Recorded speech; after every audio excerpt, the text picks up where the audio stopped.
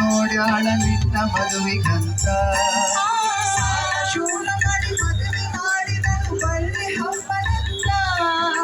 ಸಾಲ ಶೂಲ ಮಾಡಿ ಮದುವೆ ಮಾಡಿದನು ಬಳ್ಳಿ ಹಬ್ಬನಂತ ನಾನು ಎತ್ತಿ ಆಡಿಸುವ ಚಿಂತೆಯೊಳಗಲಿಂದ ಮುಪ್ಪಿನ ತಾಯಿ ಕನಸ ಕಟ್ಟುಕೊಂಡ ಕುಂತಿತ್ತ